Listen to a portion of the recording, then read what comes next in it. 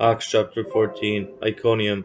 And it came to pass in Iconium that they went both together into the synagogue of the Jews, and so spake, that a great multitude both of the Jews and also of the Greeks believed. But the unbelieving Jews stirred up the Gentiles, and made their minds evil affected against the brethren. Long time therefore abode they speaking boldly in the Lord, which gave testimony unto the word of his grace, and granted signs and wonders to be done by their hands. But the multitude of the city was divided, and part held with the Jews, and part with the apostles. And when there was an assault made both of the Gentiles and also of the Jews with their rulers, used them despitefully, and to stone them, they were aware of it, and fled unto Lystra and Derbe, cities of Lycaonia, and unto the region that lieth round about. And there they preached the gospel. Lystra, and there sat a certain man at Lystra, impotent in his feet, being a cripple from his mother's womb, who never had walked. The same heard Paul speak, who steadfastly beholding him, and perceiving that he had faith to be healed, said with a loud voice, Stand upright on thy feet. And he leaped and walked.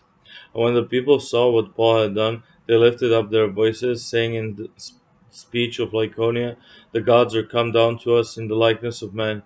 And they called Barnabas Jupiter, and Paul Mercurius, because he was the chief speaker.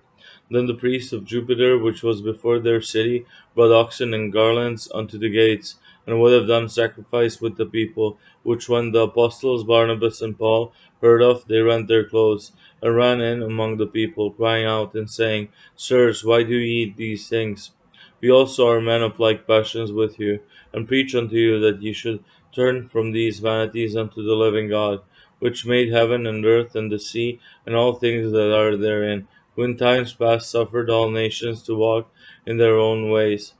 Nevertheless, he left not himself without witness, in that he did good, and gave us rain from heaven, and fruitful seasons, filling our hearts with food and gladness. And with these sayings scarce restrained the people, that they had not done sacrifice unto them.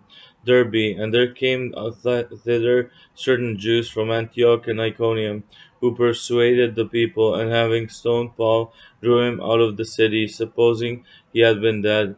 Howbeit, as the disciples stood round about him, he rose up and came into the city, and the next day he departed with Barnabas to Derbe. And when they had preached the gospel to that city, and had taught many, they returned again to Lystra, and to Iconium and Antioch, confirming the souls of the disciples, and exhorting them to continue in the faith, and that we must through much tribulation enter into the kingdom of God. And when they had ordained them elders in every church, and had prayed with fasting, they commended them to the Lord, on whom they believed. Antioch. And after they had passed throughout Pisidia, they came to Pamphylia. And when they had preached the word in Perga, they went down into Attalia, and thence sailed to Antioch, from whence they had been recommended to the grace of God for the work which they fulfilled.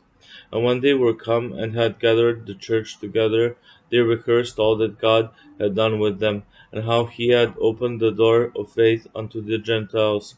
And there they abode a long time with the disciples.